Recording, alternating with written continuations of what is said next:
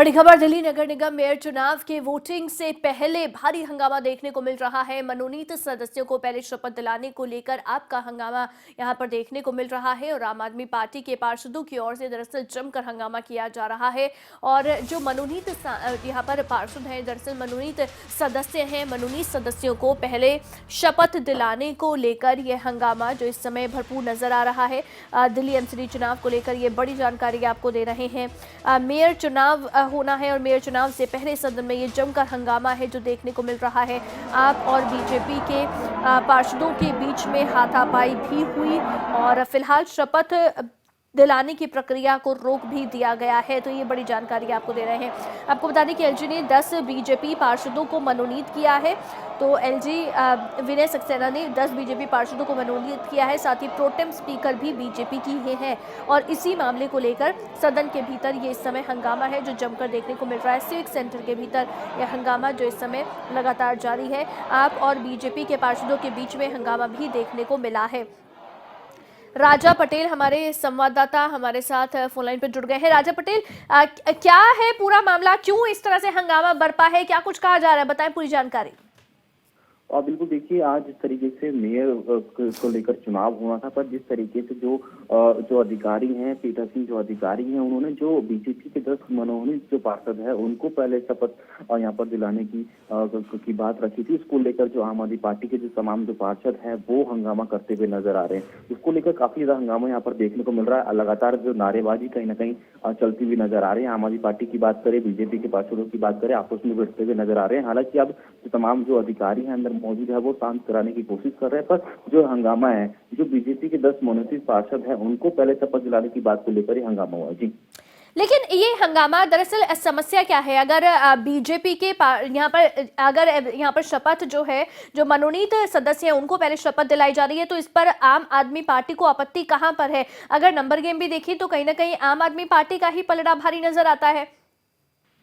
और बिल्कुल देखिए, जो मनोनीत पार्षद हैं, ये जो पार्षद हैं इनको जो पीठासीन अधिकारी हैं वो चुनकर, यानी कि ये जो है पीठासीन अधिकारी की तरफ से तय किया जाता है कि जो मनोनीत पार्षद है 10 जो बीजेपी के, उनका जो नाम सजेस्ट किया था वो पहले। पर जो आम आदमी पार्टी के जो कार्यकर्ता हैं, जो पार्षद है, वो ये कह रहे हैं कि पहले जो शपथ है आम आदमी पार्टी की, जो नंबर गेम है सबसे ज्यादा जो है आम आदमी पार्टी के वहां पर पार्षद है। ऐसे में इनको लेकर जो कहीं ना कहीं बहस छिड़ी और बहस इतनी बढ़ गई कि दोनों जो पार्टी के कार्यकर्ता हैं आपस बढ़ते हुए नजर आ रहे हैं। जी, क्योंकि कांग्रेस देखिए इससे वॉकआउट कर चुकी है, कांग्रेस इस चुनाव में हिस्सा नहीं ले रही है, उसका कितना असर पड़ने वाला है राजा?